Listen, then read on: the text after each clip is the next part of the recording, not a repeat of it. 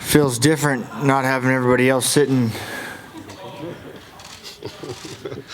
Cal, I figure we should start out with talking about Conor's jiu-jitsu and grappling and how you're going to approach that. No, I'm just kidding. Hey, just talk about a day like today. I mean, one day away from the weigh-ins, and you're riding around on your Harleys and hanging out with your crew. Today, can you tell me, is there ever a reason for you to fight at 155 pounds again, or does being able to enjoy life a little bit more make it so that you stay at 170 moving forward? The problem is those guys at 170 are so big, hit so hard, you know, like throughout camp, I'm like between 174 and 178. Man, I'd have to drink a gallon of milk to get over 80, you know? So it's so easy. Like yesterday, we were in the sauna. Everyone was like, what are you doing in the sauna? Like, man, we sit in the sauna at the ranch every night. I love it. You know, I just love drinking water in there and hanging out. But, I mean, yeah, I was 174 this morning when we woke up. It's not like it's a crazy, nasty cut. I'm fat and happy, ate breakfast, go playing on the bikes. But, yeah, the sun's shining. It's a beautiful day. You got to put the knees in the breeze and have some fun. So, I don't know. I love this journey, love this ride, man. It's so fun. So 170, I feel a lot healthier, a lot more fun. Yeah, 55, I'd be sitting here sucked up, pissed off, not wanting to answer anything. So feel good. Nice. I know you're not a guy that watches tape and watches a lot of fights, to be honest with you, but with Conor being, you know, the biggest star in the history of the sport, is it different? Is he a guy that maybe you did tune in for a couple of his fights along the way? Well, I've seen live a couple of his fights, you know. So, but no, man, I don't. The reason I don't do that, and everyone else says, why don't you watch tape? I said, well, because if I see Conor throw his left hand and knock somebody out, then I'm worried about that, you know what I mean? I just let my trainers and stuff, they watch, they study tape. I mean, they do their job, and we work, and we train, and we game plan all around that. Just because I don't see it, you know, I like to just worry about what I'm going to do. Yeah. When along the way did he grab your respect? I mean, obviously that press conference, he was, you know, the skinny English kid that didn't deserve to come up, and now you got a lot of respect for him. When along the journey did you go, no, that guy's the real deal? Oh, just like everybody else when he started doing exactly what he said he was going to do. And when he got up on the stage, he speaks very well, you know, and he grew the sport tremendously. I mean, the dude's a superstar, and he speaks well in front of the media. He brings a lot of eyes, a lot of attention. So, you know, right about that time, I was like, this dude, he's the whole package, man, for sure. As long as you've been doing this, I mean, you're a big fan favorite, but if you win this fight, I mean, it's going to be in front of the biggest audience ever. I mean, this would be massive for you. I wonder, I mean, where everybody talks about what Conor's going to do next, and does he want a 155 belt or a 170 belt, or I mean, where would this catapult you? What do you want to get out of this? Oh, man, I'm just looking to go in there and have a good time. This is, I do this for me, man, you know, right? This is like, the money and everything's great, but I literally love doing this. And so what's next? I don't know. Sunday I'll probably talk to Dana before I'm loading up my bikes and heading home to load up my snowmobiles and go play in the fucking deep-ass snow that they're getting at home right now. So that's what's next for me. Go play, go have fun. And Saturday night, I get to go have the most fun I've ever had. So I can't wait. Last thing for me, I know you don't want to look past this fight, but a little earlier today, Jorge Masvidal was sitting where you are. The BMF belt was right there on that table. And he did say, you know what, maybe I'd be willing to put that thing up to challengers if they're willing to put something up for me. They got to make a bet, a wager. They got to have something for him to win. So I'm curious, can you think of a wager or something that you could put on the line for him so that maybe that BMF belt could come home to the BMF ranch? Oh, man, like I said before, I don't know what I'd offer Jorge. I'd love to sit here and say, man, I want a shot at that BMF belt, but he'd be like, yo, Cowboy, I just whipped your ass 2 fights ago, so what are you going to do? I'm like, well, I just big Conor, and now I'm ready for you. And he's like, I don't know. So, I'd love it. I'd love it. He wants to give me the opportunity. Absolutely. That'd be, you know, I feel like I'm one of the last fighters, him, Diaz, you know, there's only a few handful of the real fighters that are left, you know, and so if he wants to get in there and mix it up, hell fucking yeah. But until then, Saturday night is what I'm looking forward to. Cowboy, down on your left over here, we saw you come in on the Harleys. Is that a usual tradition that you do? Do you usually show up to the media events on Harleys no matter where you are? No, if the sun's shining, we do though. You know, if it's a night like back home, it's 30 degrees. You ain't getting on a bike at home. So we knew we were coming to Vegas. Like, hell yeah, we're loading the bikes up because usually when we come here, it's summertime. I'd have the boat and the Harleys, and you guys would not see me because I'd be out on Lake Mead playing hard. So it's a beautiful day out riding. It's a good time. And did you brought the Harleys with you from New Mexico? Yeah, my trailer's sitting over there at the UFC box right now, just waiting for me to load them back up and take them home. You're not staying over there, are you? No, they're real worried about me and Conor crossing paths. I don't understand, but there's no way I'd fight Conor today when I can get paid for it on Saturday. So, yeah. Harley's tomorrow Saturday before the fight? It depends on if there's no wind and sunny, and I'm sure we'll be out on. We'll be on every day, It's cool. Masvidal was here earlier, and he kept saying that McGregor is the bigger fight for him moving forward. Of course, if McGregor were to beat you, and everyone always says that Conor is the money fight.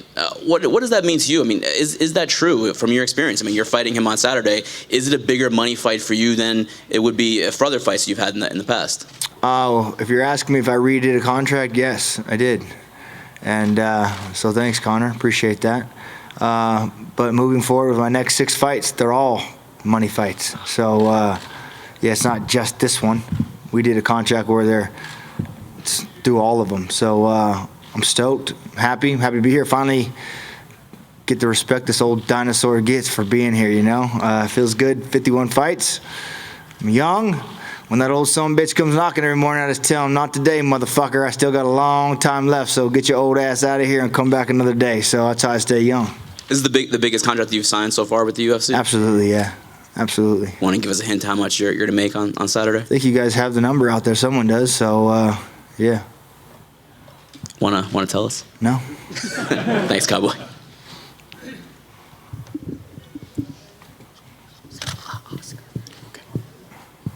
Yeah. Cowboy, I know you prefer having no trash talk, but are you surprised that Conor's not coming with a bit of his usual verbal warfare, as it were? Oh, I was excited to sit back and have a chuckle. Just don't know what he's going to say, or what he would have said. You lost your last 2 fights. I'd have been like, yeah, and, couldn't really talk bad about me being a good father or a good role model. So I don't know what he would have come at me with, but I was ready just to laugh. I was hoping. I mean, he did good. He still had his witty little charm, and I think the press conference threw everyone for a loop, and it was good to see him he has such an awesome platform. Why not be a good role model? Why not be a good person? So it was cool to see him sit there, and the same thing I've been preaching my whole time, like, man, you can steer this vessel any way you want. It's good to see him making the right path, man. I like it. You and him have been linked for this 5 years, almost since the first press conference. What was it like to finally actually stare down with him and look him in the eyes? I don't know if you take much away from a face-off, but what was that like? Nah, it was like they always are, We're fighting on Saturday. I'm sure tomorrow will be a little more fired up, looking into my soul. I don't know. I love it. The usual criticism of you is can't win the big one, like you said yesterday, and you struggle with southpaws. Some would argue then that this could be the worst possible matchup for you. I get the sense that actually fires you up more than anything. But what do you say to those people who think, stylistically, this is as hard as it can be for you? Yeah, they always say Cowboy can't do the big fights. This is the big one, so we're going to see, But all those guys that beat me have gone on to be champions and title eliminators, so it's not like I'm just out there getting my ass kicked by nobodies, The people that are beating me are good, I've been in the sport a long time. I deserve the respect I get, and it's cool to finally see Conor giving it to me. And Saturday night, man, I plan on doing everything right. What Cowboy shows up, fuck knows, man, but hope the bad motherfucker shows up. That's what I'm hoping for. Cowboy, over here to your left. Cowboy? Yep. So what would you think if the surprise was Conor starts talking mad trash when you get into the cage?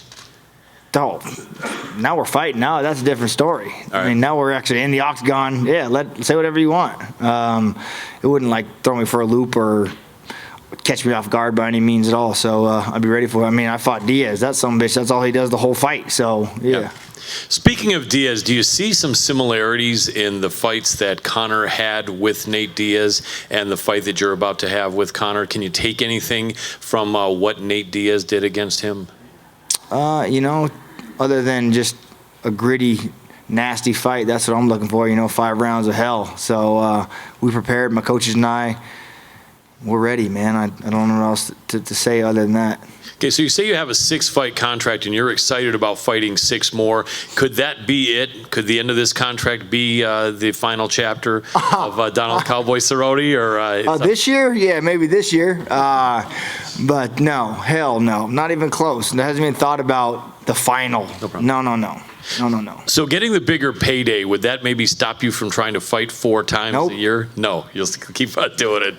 You give me $80 million, Sunday I'm going to see if you want to run it back again. So, yeah, hell no. Absolutely. I love it. Thank you. Last question is, how does the Donald Cowboy Cerrone of 2020 compare to 2015 and 2010? How are you different, and what are the things that you think you've improved on the most? Oh, I've learned how to listen to my body, for sure. Training. I know how to get on the Harley and let the wind blow and not worry about this fight. This is a lot. This is a lot, man. This is a hell. I mean, sitting here in front of you guys, so you got to just put my knees in the breeze and let all that shit go, man. And just worry about rolling, you know. So for me, all the crazy activities I do, just get this out of my mind, you know. Don't think about it. And so what's different? I'm a lot more matured, a lot more veteran, ready, excited, and know all the steps I got to do to not be a slow starter, you know, to make it happen on the big night. So we'll see.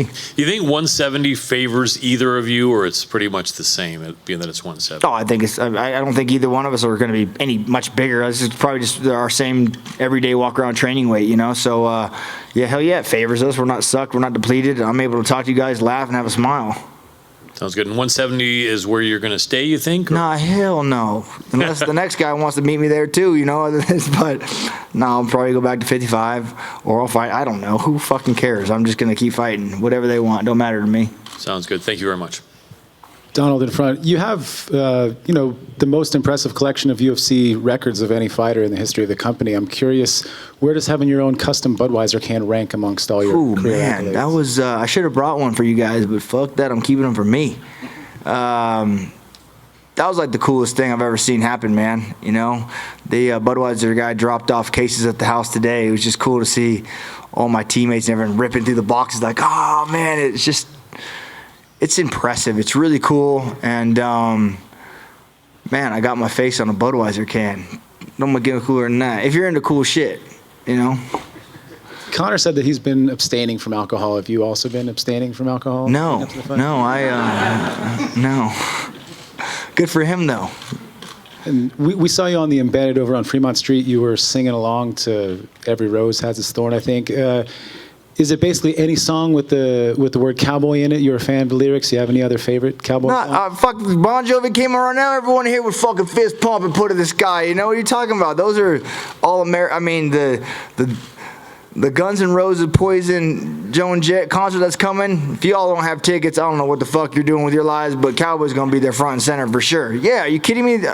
What was that? Spandex Nation, I think, was the name of the band that was down there playing. They just rocked a bunch of '80s hair band music, and if you don't know the words of those, I don't know what you guys been doing with your childhoods, but yeah, I like singing along. They should have given me a mic. I would have murdered it, and it'd have been fun. Cowboy, this fight has been come closing to fruition for the last few years, but it hasn't. As it kind of kept yanking away from you a little bit, did you think it was actually going to happen, or did you kind of give up hope? Oh, we gave up hope. I mean, I shouldn't say we gave up hope, but it's just like it would always come up, always come up, always come up, always come up. And yeah, this last one, I was like, I'm fucking going snowmobiling, man. If it happens, it happens. My manager's calling me, my friends are calling me, and I said, I'm going snowmobiling. You let me know if it actually happens. And they couldn't get a hold of us out on the hill, and we came back, and they're like, fucking sign the contract. It's here. I was like, oh shit, it is here. Call my coaches. Let's go. Did it feel real right then, or there was at some point you realized that this is actually a go? There's actually like a 2-week period where it still didn't feel real because something was happening on his side. No idea why, but yeah. So it's still kind of like fuck. Are we biting the bit again? Are we gonna get fucking made fools again? And then it happened. So here we are. What's your relationship like with your management team? I mean, I like, for example, Kevin Harvick. I mean, you do lean on Kevin for advice. He's been through kind of, different situation, obviously, but he's been through these pressure-packed moments. Yeah, the KHI management, every one of our athletes, we all have each other's numbers. We all have everything. So to lean on any of those outstanding people is cool. I can call any one of those guys and ask them for advice. Ask them, they're all pumped up for this fight. We get pumped up for their races, for their golf tournaments, whatever it may be. And yeah, we're like a giant family, man. So it's really cool. It's not just me, or not just them. It's a well-oiled machine, and they work their asses off for us, so it's cool. Last question: do you have a moment or an anecdote about Kevin Harvick where he's giving you a piece of advice and you said, you know what, that's something that I can really apply and it has helped a lot? Just talking with him, man, after the races and talking to him about his sport and my sport, and how they're similar and how they're different. And yeah, I mean, I don't know about one specific time, but Kevin and I have had groups and groups of talks where we just sit and bullshit and drink ice cold, delicious Budweisers, you know? The first time I met Kevin was at a race here in Vegas, and I remember we were sitting back with all the drivers bullshit, and I was like, who the fuck is the beer guy? Like, how come we don't have any beer here? And he's like, that's actually me. And I was like, well, let's go. Let's get these beers going. And that's kind of how we met and how all this fun stuff started. Hey, Cowboy, who do you think won the battle of the fashion statement yesterday, and do you think you got the edge when he complimented you on your coat? Nah, man, it was cool. It was cool to have him tell me. I mean, it was a fire-ass python jacket, so I'm pretty excited about it. But, you know, I just wanted to look good, and he looked good. The best part was the camera guys wanted me to tip my hat up so you could see my face. They wanted 4 inches, but I didn't want to sit up there like this with my hat all stupid, so... And I heard a funny guy say I look like one of the characters off of Mortal Kombat that you haven't unlocked yet, the all blacked out guy. So I was like, oh, that was a good one. So it was fun. And what does it mean to you? You know, you've been on this journey for a long time to be in this spot, and everything's sort of been growing the way it has with the UFC. I remember being in the WC, crossing over to the UFC. The media was nothing like this, and having the PR team that we had, you know, Dave Schaller back then, and moving to Chris now, and how they tailor us and help us perform in front of you guys. It's a big thing. You know, we are entertainers, so learning how to speak and how to do media. The UFC does such a great job of helping their athletes perform in front of the media. So I'm really pumped that we have that avenue of the UFC to help us be able to speak well in front of you guys. So, but yeah, the media is big now. It's cool. Cowboy, right here to your left. Since you mentioned the outfits there and everything yesterday, and you know the PETA back and forth, they actually just tweeted you and Connor a few minutes ago saying, "You're right. We are here to remind you that only cowards would brag about wearing an animal who was likely beaten and skinned alive. Why don't you knock out your own securities and wear your own skin?" Woo, man. Well, I guess if killing humans was legal, I could probably wear a badass human jacket, but.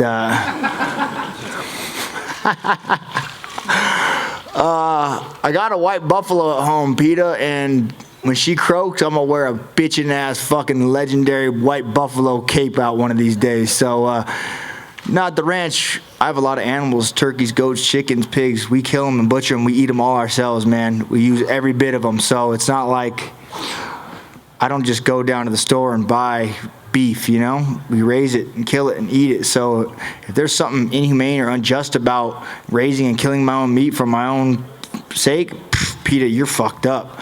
Granted, I didn't kill the snake or raise the snake to build the python jacket, but god damn, it was fucking cool, so I had to wear it. There you go. And just one more from me. You mentioned maybe waking up on Sunday and saying, let's do this again. Of course, you feel you're going to win the fight. We've seen when Conor loses, he was obsessed with getting the Nate Diaz rematch. He clearly wants to fight Khabib again. Do you envision when you win this fight, you guys doing this again? Oh, hey, sure. And I would, because I don't care. The who never matters to me. It's always the when and the where. So, I heard him yesterday talking about April sounds free, and April, March, whatever the fuck they said, that sounds good to me. I'd love to get right on it and go back in March. So, yeah. Cowboy, on the floor in front of you. Do you feel like it's easier for you to get ready for a fight if you have a lot of animosity against your opponent? You guys have been very respectful this week. Could it be a trap for you? No. Well, maybe he thinks he's setting a trap, but no, I don't need to hate you to fight you. We're professionals, you know? A baseball team doesn't have to hate the other baseball team. Sometimes, sure, if there's bad blood or bad rivalry, it sells the fight a little more, but I don't need it to get fired up and train harder. I train just as hard, just as good, just to fight my best friend as I would to fight Conor, So, I don't need anything extra. And finally, did anyone from the UFC say anything to you when you said you were going to ride your Harley in here 2 days before the fight? Say what? Did they say that it was a good idea, or no one said anything? Oh, I don't even think I asked anybody, so yeah. Shut up. They tell me I can't ride horses, can't skydive, can't bungee jump. I think I got a cowboy clause that says, just leave that boy the fuck alone, he gonna show up and fight. And finally, who rode in with you? my buddy Mikey, my Thai coach Pedro, and my wrestling coach Jafari. We had one more, but we lost him somewhere on the highway. So if you guys see a guy, right, he doesn't speak really good English. So if you see a guy out looking, maybe just this way, help him out. He's on a red dyno, so he's out there lost somewhere.